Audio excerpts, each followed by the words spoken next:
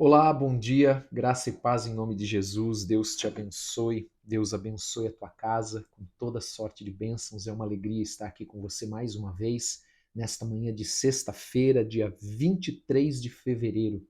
Que Deus te abençoe poderosamente em nome de Jesus. Eu quero te convidar a abrir aí a tua Bíblia em 1 Coríntios capítulo 6, o verso de número 12. Enquanto você encontra, nós vamos, como sempre, nos preparar orando. Pai, em nome de Jesus, nós queremos te agradecer por esta manhã, por cada um que está aqui, que está chegando, Pai, que vai acompanhar mais tarde, pedindo que o Senhor os abençoe. Que o Senhor nos dê entendimento e compreensão da tua palavra, para praticarmos, para vivermos a tua palavra, em nome de Jesus Cristo. Amém e amém. Amém, glória a Deus. Que bom que estamos chegando ao final de mais uma semana. Amém? Até aqui o Senhor tem nos ajudado, tem nos conduzido, tem nos dado direção, proteção, misericórdia, graça. Amém? Hoje nós vamos continuar lendo aqui a epístola de Paulo, a primeira epístola de Paulo aos Coríntios, o capítulo de número 6, verso 12. Lembrando que Paulo já abordou nessa epístola a questão das divisões, das facções dentro da igreja, também as questões de imoralidade. Nós vimos ontem as questões relacionadas a litígio, né? Aqueles irmãos que iam perante os incrédulos para julgar as suas causas, e falamos um pouco sobre isso ontem, e hoje nós voltamos na questão da imoralidade.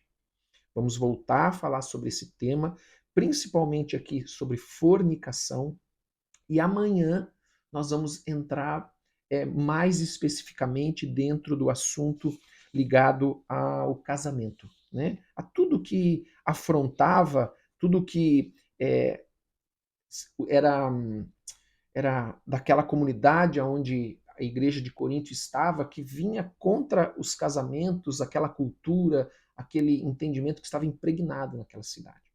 Mas agora nós vamos ver aqui 1 Coríntios capítulo 6, verso 12. Eu quero pedir para você ler comigo o primeiro versículo, o 12. Todas as coisas me são lícitas, mas nem todas convêm. Todas as coisas me são lícitas, mas eu não me deixarei dominar por nenhuma delas. Veja, aquela igreja ela achava que porque Jesus havia os libertado, amém, da escravidão, do pecado, eles estavam agora livres para pecar, porque eles achavam que a graça de Deus, por meio do perdão, estava disponível. Então eu posso fazer o que eu quiser, eu posso viver como eu quiser, eu posso pecar e não tem problema, porque a graça de Deus ela está disponível para mim. E se nós vermos, não precisa abrir, mas eu quero citar para você aqui Gálatas capítulo 5, verso de número 13. Paulo disse àquela igreja, aos Gálatas, disse: não use da liberdade para dar lugar, dar ocasião à carne.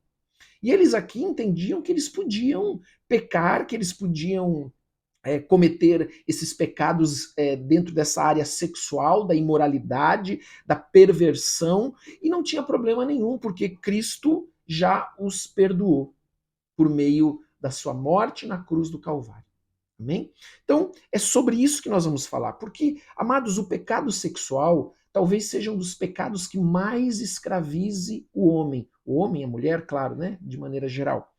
E também é verdade que o cristão não pode deixar que o pecado tenha controle sobre ele. Então, quando Paulo está dizendo aqui que tudo é lícito, mas nem tudo convém, que tudo é lícito, mas eu não me deixarei dominar, significa que ele está dizendo assim: olha, eu não vou deixar que o pecado tenha controle sobre a minha vida. Então, o cristão ele não pode deixar que o pecado tenha controle sobre a sua vida. Ele também ensina, amados, ele também combate, melhor dizendo, aquele ensino herético que havia nessa igreja, que o cristão tinha licença para pecar por esse entendimento de que Cristo, a graça de Cristo, o perdão estava disponível para todos. Então tudo me era lícito. Hoje nós vemos algumas doutrinas que estão aí, como por exemplo da supergraça, que é muito parecida com esse entendimento que eles tinham aqui, que eu posso fazer tudo, que o Senhor me perdoe e está tudo bem. Então, no versículo 13, Paulo diz assim: os alimentos são para o estômago, e o estômago para os alimentos. Mas Deus destruirá tanto este como aquele, porque o corpo não é para a impureza, mas para o Senhor, e o Senhor para o corpo. Por que Paulo está dizendo isso aqui? Muitos não entendem esse versículo aqui. Porque, amados, eles argumentavam esse ensino herético desses falsos mestres que estavam lá, eles argumentavam que tanto os desejos sexuais quanto a fome eram puramente necessidades biológicas, era algo puramente biológico, como comer. Né? Como nós temos a necessidade biológica de comer, o pecado sexual era algo biológico também. Então, não podia ser evitado. Era isso que eles ensinavam, e ensinavam que, por causa disso, eles tinham a liberdade para pecar, porque também tinham a graça disponível para perdoá-los. Então, amados, era um ensino demoníaco que havia naquela igreja, herético, principalmente em virtude de toda a imoralidade que cercava aquela igreja nessa cidade de Corinto, com relação àquelas que eu citei para vocês, ali havia aquele templo onde toda noite 1000 prostitutas cultuais desciam para oferecer os seus serviços àquela cidade. Então era uma cidade onde essa cultura da imoralidade, da perversão estava impregnada nela, e aqueles falsos mestres começaram a ensinar, tá tudo bem, é assim mesmo. Você não precisa mudar. Você não precisa converter os teus caminhos. E a palavra de Deus diz que nós precisamos nos arrepender dos pecados e converter os nossos caminhos. Ou seja, aquilo que eu fazia antes, eu não faço mais. Então, no versículo de número 14, diz assim: Deus ressuscitou o Senhor e também nos ressuscitará a nós pelo seu poder. Ele está falando aqui sobre o momento do arrebatamento da igreja, quando Jesus ele vem arrebatar a sua igreja, todos os cristãos vão receber um corpo glorificado, e ele vai falar sobre o corpo do cristão, sobre a vida de santidade que nós devemos viver, devemos ter. Por isso, ele puxa, por esse motivo, no versículo 15, o seguinte assunto: não sabeis que os vossos corpos são membros de Cristo? E ele ainda diz mais: e eu, porventura, tomaria os membros de Cristo, porque o meu corpo agora faz parte do corpo de Cristo, e os faria membros de meretriz? Absolutamente não. Então ele está aqui fazendo principalmente alusão a esta, como eu citei, essa imoralidade, essas prostitutas que haviam lá, cultuais, que ofereciam o seu serviço na cidade, tanto para os moradores quanto para aqueles que estavam de passagem, porque a cidade de Corinto era uma grande cidade. Então o que ele está dizendo aqui? O nosso corpo não é só para o Senhor, nesse versículo 15. Ele vai dizer assim: o meu corpo ele não é somente para o Senhor, mas ele é do Senhor. Ele pertence ao Senhor agora. A partir do momento que eu entreguei a minha vida para Jesus, eu fui agora, faço parte do corpo de Cristo, agora então eu sou membro do corpo de Cristo, o meu corpo agora pertence ao Senhor, porque ele é o cabeça. Então nós não somos somente, ou melhor, eu não sou somente corpo do Senhor só para o Senhor, mas do Senhor. Eu sou templo do Espírito Santo. Eu e você somos templo do Espírito Santo.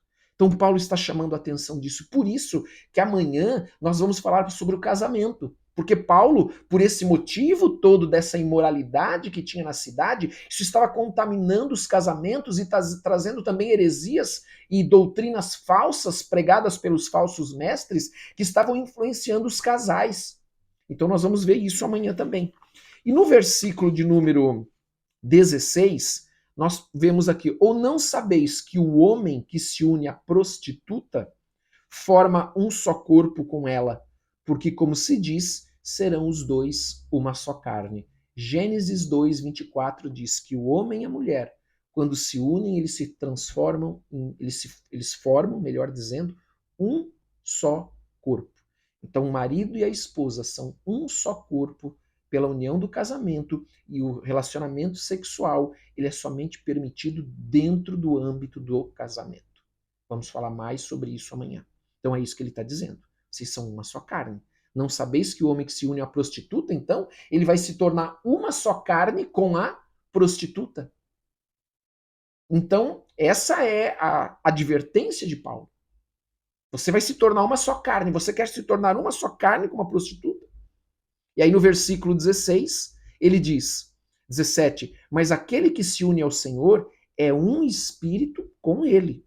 Veja, Paulo aqui ele está reforçando que o relacionamento sexual fora do casamento é pecado. É isso que ele tá reforçando aqui. Ele está dizendo que nós somos um só corpo com Cristo. E que, amados, os relacionamentos sexuais ilícitos profanam o templo do Espírito Santo. Nós precisamos ter esse entendimento. Por isso que Paulo, quando ele fala isso aqui no versículo 17, olha, aquele que se une ao Senhor é um só espírito com ele, nós somos templo do Espírito Santo. Se você se une com uma prostituta, você está profanando o templo do Espírito Santo, você está pegando o teu corpo, que é templo do Espírito Santo, que é membro do corpo de Cristo, e agora sendo uma só carne com uma meretriz, com uma prostituta. E então, Paulo, dentro disso, ele está dizendo que o pecado, a relação sexual ilícita, ela é, dessa forma, algo impensável. É um pecado impensável. É isso que Paulo está dizendo. Perceba a seriedade desse assunto, que muitas vezes é tratado hoje em dia de uma maneira normal, está tudo bem, não tem problema. Não, amados. A palavra de Deus é muito clara. O relacionamento sexual entre homem e mulher é para dentro do casamento. Dentro do casamento. Não pode ser fora do casamento. Nem antes, nem o adultério, né? Fornicação é para aqueles que são solteiros, tá? E solteiros entenda também os divorciados, e também o adultério, que é naquela situação onde o casal ali há uma quebra da aliança. Tá? E podemos citar todas as outras que nós falamos um pouco já ontem e anteontem aqui. Amém? Versículo 18. Paulo então diz: fugir da impureza. Qualquer outro pecado que uma pessoa cometer é fora do corpo, mas aquele que pratica a imoralidade peca contra o próprio corpo. Então ele está mostrando como esse pecado é um pecado que tem raízes profundas que contaminam o homem, que escravizam o homem, e que ele é um pecado, como eu disse antes, citei antes, que Paulo está falando, um pecado impensável. Pegar aquilo que é membro do corpo de Cristo e levá-lo à prostituição. Amém? Acaso não sabeis que o vosso corpo é santuário do Espírito Santo, que está em vós, o qual tendes da parte de Deus e que não sois de vós mesmos? Exatamente o que nós falamos ainda há pouco. Nós não somos para o Senhor o agora, porque eu aceitei Jesus, porque eu entreguei a minha vida, agora eu tenho que viver para o Senhor. Não, eu sou do Senhor, é algo muito mais profundo. Eu pertenço a Ele a partir desse momento. Antes eu pertencia ao mundo, antes eu pertencia ao diabo. Antes de Jesus, o nosso pai era o diabo, mas agora o nosso pai é o Senhor. Amém? Versículo 19, então. Então o corpo pertence ao Senhor, como para todo cristão, o corpo pertence ao Senhor. É membro do corpo, nós somos membros do corpo de Cristo e nós somos templo do Espírito Santo. Então nós precisamos cuidar para não permitir que esse tipo de pecado seja cometido, em nome de Jesus. Nós precisamos viver em santidade. Nós precisamos viver em santidade. Dentro amanhã nós vamos falar sobre esse dom, o dom do celibato, porque o dom do celibato, alguns dizem assim, o dom do celibato, então não precisa casar, mas o casamento também é um dom de Deus. Os dois são um dom de Deus. Para os celibatários de uma forma, para os casados de outra, mas é um dom de Deus da mesma maneira. Então nós temos que cuidar do nosso casamento, nós temos que cuidar da nossa vida, do templo do Espírito Santo, nós temos que cuidar do nosso corpo como membros do corpo de Cristo. Amém? E nós terminamos aqui agora no versículo de número 20, me perdoe o barulho, se você está ouvindo, tem alguém roçando grama agora aqui perto. Amém? Já cedo a essa hora, ô bênção. Porque fostes comprados por preço. Agora, pois, glorificai a Deus no vosso corpo. O que ele está dizendo aqui? Olha, quando qualquer pecado de fornicação, adultério ou qualquer outro, ele é cometido no santuário onde Deus habita. Essa é o que Paulo está ensinando aqui, está nos mostrando aqui. Mas nós não podemos esquecer que nós fomos comprados pelo sangue de Cristo vertido na cruz. Então nós não podemos entregar as nossas vidas, o nosso corpo agora ao pecado, fazer do nosso corpo que pertence a Cristo agora um corpo de pecado, em nome de Jesus. Amém? Glória a Deus. Vamos orar em nome de Jesus. Louvado seja o Senhor. Aleluia. Pai, em nome de Jesus, nós queremos te agradecer por essa manhã. Queremos pedir a Deus, em nome de Jesus, a tua bênção. Queremos pedir a Deus a tua graça, o teu poder, a tua unção sobre as nossas vidas. Que o Senhor possa, Pai, ministrar esta palavra no coração de cada um que está aqui, Senhor. Porque esta palavra foi uma palavra dada por Paulo, inspirada pelo Espírito Santo, para que a igreja ande em santidade, sem pecados ilícitos, pecados na área sexual, em nome de Jesus. Por isso eu peço a Deus que o Senhor abençoe a cada um que está aqui nesta manhã, em nome de Jesus, cada um que vai acompanhar esta palavra, que o Senhor possa abençoá-los poderosamente, abençoá-los com toda sorte de bênçãos, ministrar por meio do teu Espírito no coração de cada um deles, em nome de Jesus Cristo.